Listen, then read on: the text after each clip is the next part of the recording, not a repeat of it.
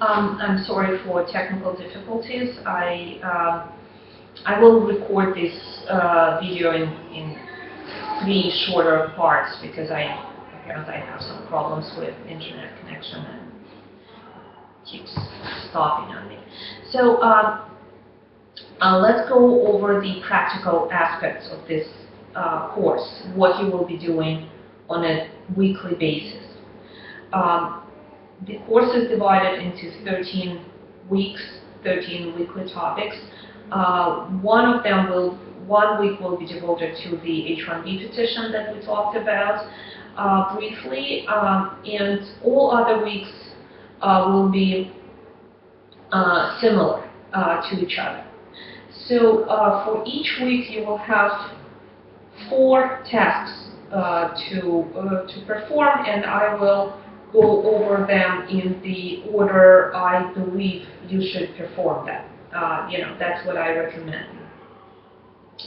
The first thing you should do is to read the summaries that I post for you on Blackboard. So when you open each week, there will be 2, 3, 4 topics for each week, and for each topic I'll have a summary for you.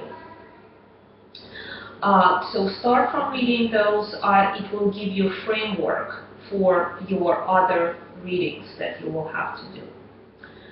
After that, I suggest that you should do the reading, and that will take you will spend a lot of time reading for this course because you will need to read Kurzban, and you will also read relevant statutes and regulations.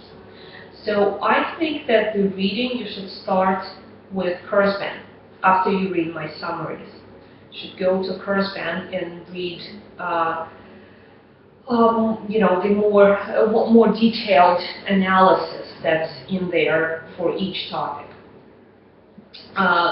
Unfortunately, we don't have an easy, well-written, page-turner kind textbook for business immigration. So Kurzban is really the best we have. It's the Bible, it's the source book for immigration attorneys. I'm sure you're familiar with this book already. It's not always easy to read because it's a source book. It doesn't explain concepts, it just states them, basically. But again, that's the best we have to offer. And read it, and keep in mind again that you are not expected to know every little aspect of immigration, of business immigration. You are here to understand general concepts and to become familiar with the main framework of business immigration. If you don't understand something, of course, we will discuss that, and I will tell you how in the next part of that video. So after you're done with Kurzban, you should read statutes and regulations. Again, you're not expected to know every little obscure statutory provision or every little regulation that's out there. You read them primarily to become familiar with primary sources and to learn how to read them and how to use them in your practice or in your work in the future. For some weeks, I included sections from Foreign Affairs Manual. That's a very helpful resource. It's the guidebook for Department of State employees. That one is actually well written because it's written for government workers who are not lawyers and who don't have legal training. So this is usually easy to understand. So if you want to, you can always go to that source for other visas, even if I did not assign it. Okay, so that's the reading. So again, you start with my summary and then you do the reading for the week, starting with Kurzban. Then the third element each week will be the PowerPoint. There is one for each week, or all. There are a couple of them that don't have it, but mostly almost each week has at least one PowerPoint. Some have two.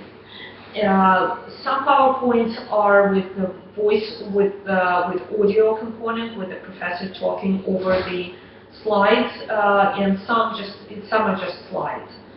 And also keep in mind that we here in the program we share resources between instructors. So I used some of PowerPoints that were prepared by Professor Shavit Yarden, who is now the academic director of this program, but he taught this class before. And some of these PowerPoints I prepared specifically for this course. The purpose of these PowerPoints is to make you familiar with procedural aspects of immigration practice. That's something that is not really covered in Kurzban, so we made these PowerPoints to give you some ideas about where cases are filed, how they're being processed, and what are filing fees, some practical aspects. And now the last but not least in this course will be the discussion board. So I will stop now and I will record a separate section of this video where we will just talk about discussion board and about how we will communicate in this class.